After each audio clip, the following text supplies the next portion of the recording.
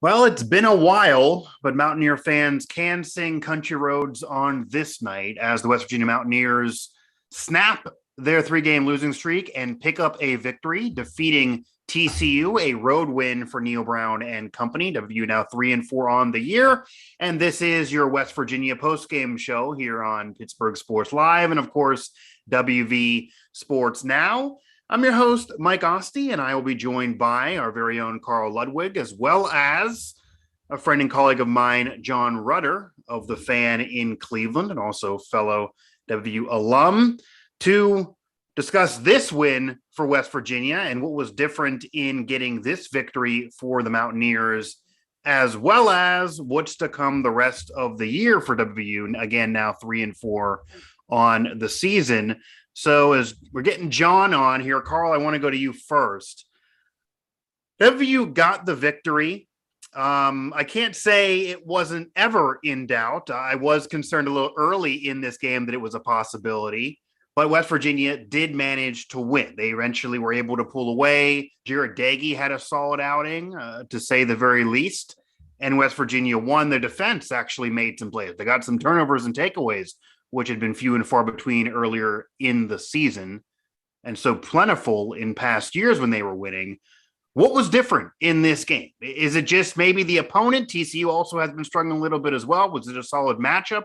Or what did West Virginia do differently to get off the snide and get this W? Well, I mean, you can't discount TCU's defense isn't a very good unit, but this was a very complete team effort from West Virginia tonight. I mean, Leddie Brown was probably his best top two game this season. He was great tonight. Doege, like you mentioned, was almost perfect in his kind of game plan. He was just good tonight. He did what he had to do tonight, and the defense was just incredible tonight. And they gave up some yards at times, but when it came down to it, they were very stout in stopping any drive from really reaching the red zone, which was a big thing for TCU's offense this year. So all in all, it was just a very great team win tonight, and it was very much needed too. So hats off to the whole team really at this point. Yeah, and they had to get the victory. I mean, it was bound to happen at some point here. This was about as must win as it can get to save something of this year. West Virginia now 3-4 on the year. They win it 29-17. Jon, happy to have you. Jon Rudder. Sorry for the minor technical difficulties here. I have a home studio set up and my camera is not working, so I'm using the webcam on my computer. So here we are. I was about to text you and say that can be done if necessary, but yeah, I do see the nice studio there. I know actually it was during the original quarantine, you had a whole on TV production studio. So not just what I have got going on in my basement for radio and these videos, but you had a lot going on there. So yeah, happy to have you aboard for sure. In particular, Jon, what did you make of Jarret Doege's performance? Because I honestly have been very critical of him, as many have. I was on the boat of benching him as recent as 2 weeks ago. At this point, 3-4, even after the win, didn't seem like there was much reason, even if he had a great game, that it mattered that much, because he's probably not your guy next year. Might as well prepare Garrett Green some. Green had a nice scamper there, had a big run in this game. We still can't say much about him passing. It's hard to evaluate it without seeing any passes thrown in the game besides some dumpers. But this is certainly an outing that I don't think anyone can criticize Jarret Doege for. He certainly did his part, certainly played well in this game. Doege, 21 for 28, 257. No TDs, no picks, but a 152 quarterback rating, certainly managed this game and did enough. What was different about him in this game? Was he better for you in this game, or are you still kind of done with Doege and this was just an aberration here on this Saturday night? Done with Doege, I guess. Yeah. But, look, you said it right there towards the end. Game manager. He did a very good job of managing this game. And I think that that's something that we really expected for him to be able to do throughout his career here at West Virginia. And there's certainly been ebbs and flows with that. I had kind of gotten to the point where I was I was ready to see more of Garrett Green, because he reflected more of what the future of this program was going to look like here. And I wanted to see more of what he could maybe contribute. Jarret Doege was, the fifth, sixth, seventh, eighth year senior that, had kind of utilized his chances, and, we kind of knew what we were going to get with him. So I was to the point where we were at 2-4.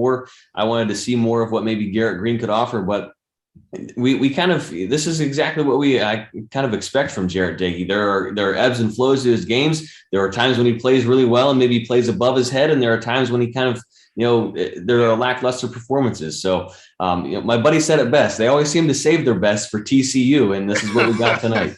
Yeah, feel bad for Gary Patterson a little bit towards the end of the broadcast. It almost felt like the commentators were trying to save his job towards the end there, because it has been a rough go. But when you're at one spot for 21 years, that I don't think any of us in any walk of life will be able to say, it's hard to feel too bad.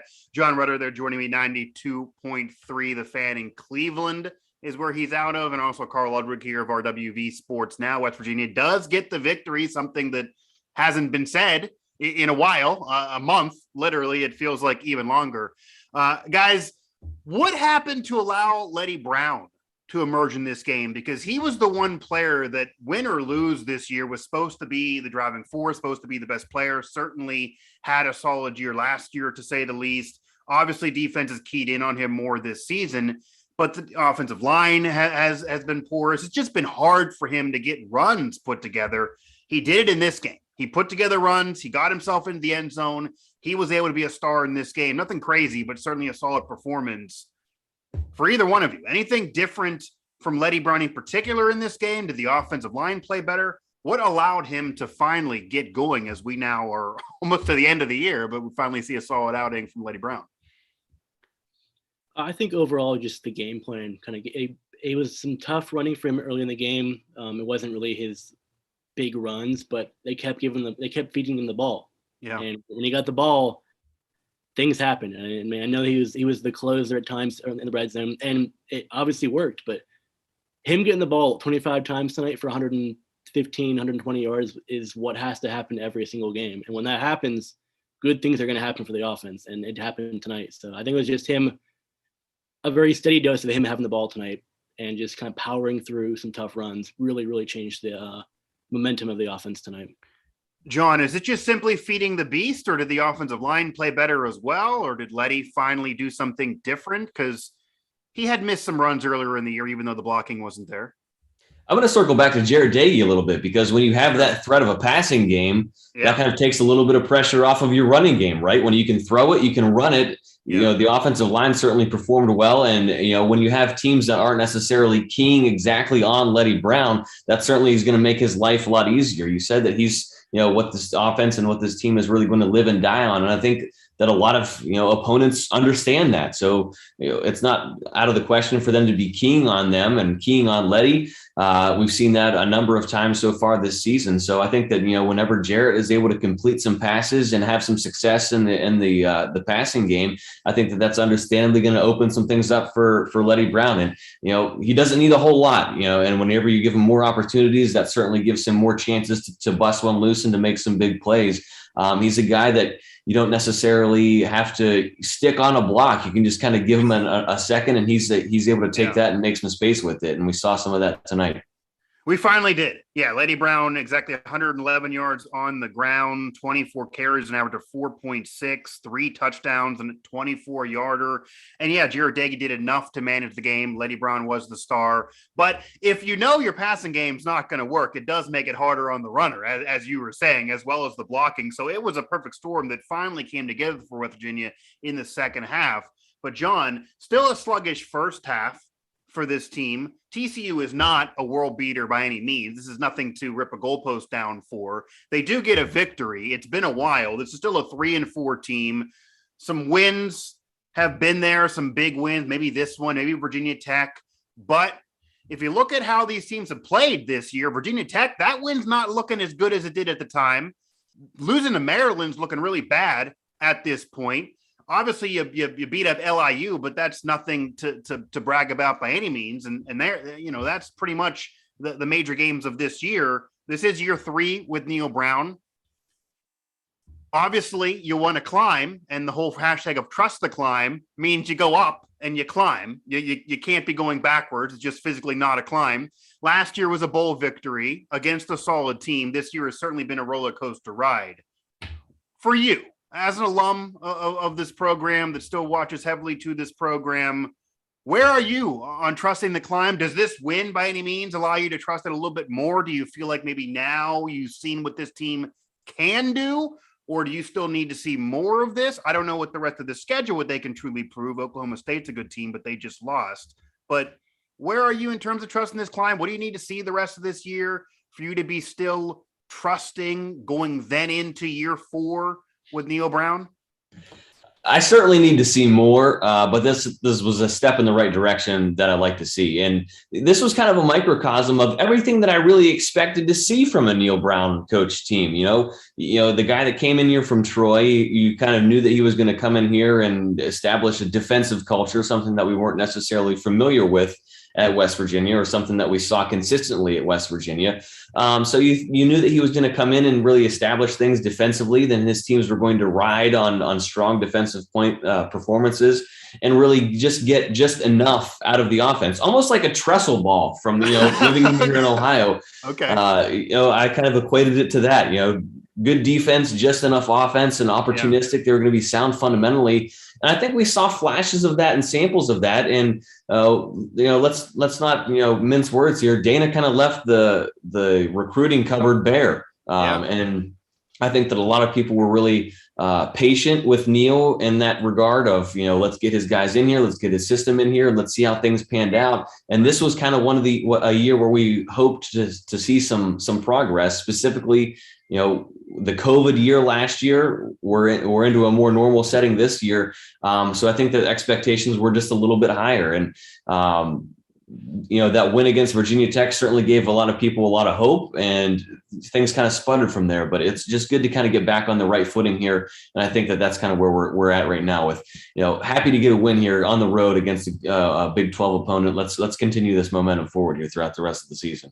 Yeah, and the fact that it was on the road was big. I mean, they hadn't had a road victory against a legit team, a big conference opponent, since prior to COVID. So certainly a big deal to get the victory on the road. I don't care who you're playing. To get the victory on the road, certainly a big deal. John, I definitely appreciate the time. Happy to talk with you. Happy that we've got the webcam and the technical issues corrected. That harkens back to our college radio days. I feel like that has to just happen when we get together. But I'm happy you're able to join me. I will let you get back to your Saturday night. I'm happy I got to see your full studio. Last time we did one of these, it wasn't fully put together, so I enjoy the background there. We are in a 2-bedroom apartment now, so bedroom 2 is officially the studio as opposed to the living room. So it's a little bit more elaborate. It would have looked a little bit better with the full camera, but the webcam's getting it done tonight. Absolutely. Well, definitely. I appreciate the time, man. We'll be talking to you, and I'll send you something in the group chat here soon enough. All right. Good to see you, my friend. Take care. Right. All right. Jon Rudder again joining me there from 92.3 The Fan in Cleveland. Also a colleague and fellow alum of mine at WVU. Now, Karl, West Virginia gets this victory 29-17 over TCU. It's a road win. Been a while since they picked up one on the road. This defense shows up. They get some takeaways. Garrett Deggy manages the game. Leddie Brown steps up. The offense holds. Neil Brown doesn't really have a crazy mistake anyone can criticize besides maybe keeping some timeouts. There's nothing really wrong with this outing.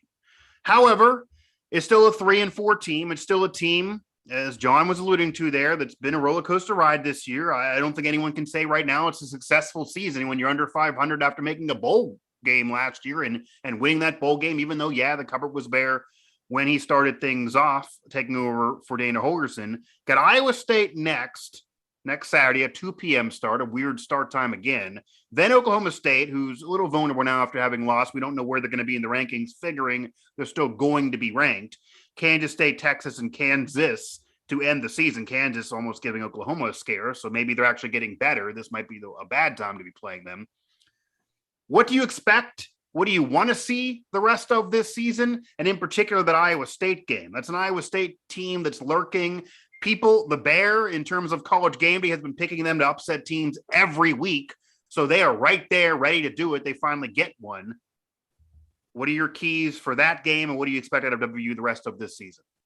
Well, I mean, like tonight was a big thing about being a good win. Obviously, beating any Big 12 team on the road is a huge win for this team. Just dating back to their past road issues. So, but It was also a must-win game tonight. So it's not like we can sit here and be like, oh, a great win, great job, back on track. This had to happen. I mean, it's not like this is a boost. This is a get back to almost getting back to where we have to be now. So imagine if they would have lost. This is a loss here would have been. It just doesn't matter, right? So yeah, the job was done. The job was finished tonight, which is good. But Iowa State up next, Oklahoma State. You almost have to win one of those two games. Both of them are at home. Iowa State's looking better. They have a very veteran team that can play offense and defense very, very well. They have a very veteran offense with Brock Purdy, Breece Hall. Both of them are elite college football players. So that'll be a very tough game.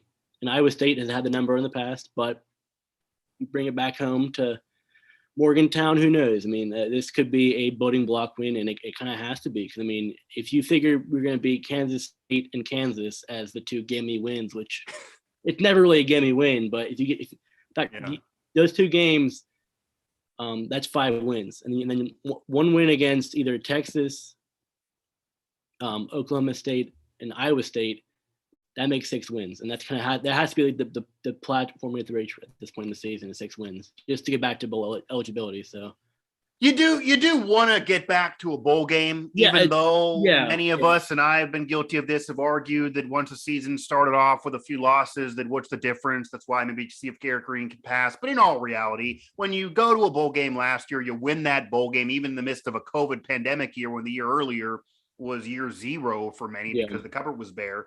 Once you're there, once you go to a bowl game and you win it, you want to go back and do it again. So being in a bowl game, in terms of money for the school, national TV, recruiting, etc., you want to go there again. And Neil Brown has done a great job recruiting, even though the wins haven't been there on the field. He now gets a road win, now gets another win over an FBS school, which, again, those have been few and far between.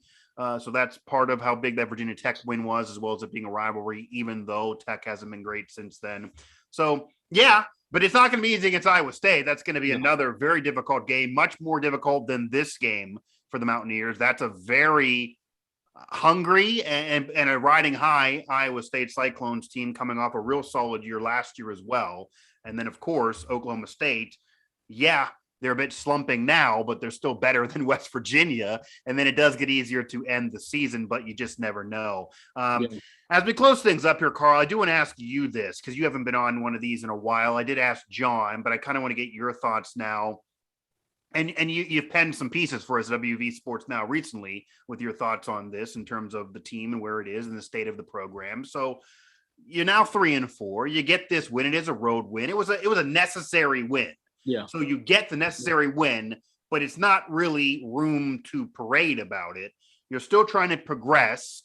You want to climb. You want to trust that climb, but you're going to go into year 4 next year with Neil Brown, and it's really polarizing now. As John was saying, and that was the case, fans and media loved him when he got hired, but if you just even look at social media, that's split now. The love affair is really not there. Where are you on the state of this program going into year 4 under Neil Brown next year? The quarterback position will be in flux. The running back position will be in flux. They have a strong recruiting class coming in. The defense and key players like Adontae Stills, etc., are going to be leaving. That will be in flux. This year maybe should have been the year to really win because you have more veterans. It didn't happen. But now, what are the expectations for you next year? What are your thoughts on Neil Brown? Where are you in terms of trusting this climb, the state of the program? Just midpoint season after this win. Yeah, I'm not on board the climb yet. I still think we're kind of stalled out right now. Because I mean, if the goal every year is to reach a bowl game, get 6 wins, then I guess we're kind of on track right now. But is that really what we're aiming for here? Is we going for 6-win seasons with 3 wins in the conference every year? I mean, it's not what Neil Brown said. If you remember, he cried his eyes out in a press conference after year 1 when it was so bad, and he promised he'd bring him back to glory. He promised that he would give 10-win seasons, contend for a conference title. Who knows what conference they're going to be in? The man brought up the word national title. Now, again, I'm not saying it's reasonable to say he got to do that this early, but based on what he is saying out of his mouth, what you're saying would not be close to the expectations that he would have as head coach, unless he's just, selling us a bill of goods here. Yeah, I'd have to agree with that. I mean, 5-7 first year wasn't great, but he didn't have Right. much to work with. And then Right. last year you jumped to 6-4. That's a big improvement. Bowl win over Army that's a huge jump. And then this year was supposed to be the year of an 8-win season. Yeah. And you come out, you lose to Maryland, and it's like, all right, one game, not the end of the world. And then it's really just all downhill from there. The VT win now looks kind of like it's like a. I know. I hate to say it. I felt like I was alone. They've lost saying 4 of the last 5 games now. I mean, yeah, yeah, right. It doesn't look good. No. Other than that, they've beaten LIU Post. They've beaten TCU now. So it really just there hasn't been much to really hang your head on this season. And right. I like what Neil Brown. I like what he's building here. I like his message. He's done a great job with the recruiting class so far. The kids love him. The kids rave about Neil Brown, and right. In talking to all of them throughout the year, he's a great guy. He's a great kind of team builder. But Neil Brown, the coach, hasn't done much to really impress anyone or inspire confidence from anyone yet. I mean, if this was the year, he's done a pretty poor job of showing that so far. No, and that's being fair. And again, I like Neil Brown too. He is very friendly to media. He's a nice guy. He's shaking hands, kissing babies all over the place. And he's welcomed a lot of the alums and veterans and past greats back to the program. I mean, I've heard from their mouth they did not feel welcome in the past regime for whatever reason. They are now welcome. So that's a big deal. That's a positive. This is a historic program, 15th winningest program. There's a lot of great things that have happened before. Shouldn't ignore it. That's great. But the win's got to be there on the field to couple that with the feeling around the program, around him and the recruiting class. And your biggest win to this point is the Black Diamond Trophy, the rivalry over Virginia Tech, who is seemingly not played well since that moment, has really proven to be well overrated. And it's not like West Virginia shellacked them by 40 points. They certainly had to sweat it out most of that game. Right. They could have lost that game. Yeah, you could have lost that game. This game potentially could have got away from you in the second half if things didn't go a certain way with those interceptions. You just don't know. But I guess on this night, it's hard to be too negative unless you're just going to be negative because, it's 3-14. They need to do way more in order for anyone to trust it. But as we stand, West Virginia does get a victory on this night, a necessary win, as you put it. I think that was perfect. And necessary road win. This team now 3-4, though 29-17. The victory, 3-4 now on the year. Any matchup against Iowa State next week. That'll do it for this edition of the show. Head over to WV Sports now for all our postgame coverage and stick here for any postgame video reaction coverage. And that's throughout our family of networks. Karl, definitely appreciate the time for sure. That was Karl Ludwig of WV Sports Now, and also want to thank my friend and colleague Jon Rudder of 92.3 The Fan in Cleveland. West Virginia allows their fans to sing Country Roads on this night. Hopefully they still remembered the words. West Virginia now 3-4 after a 29-17 victory over TCU, a road win for the Mountaineers, another rare one as well.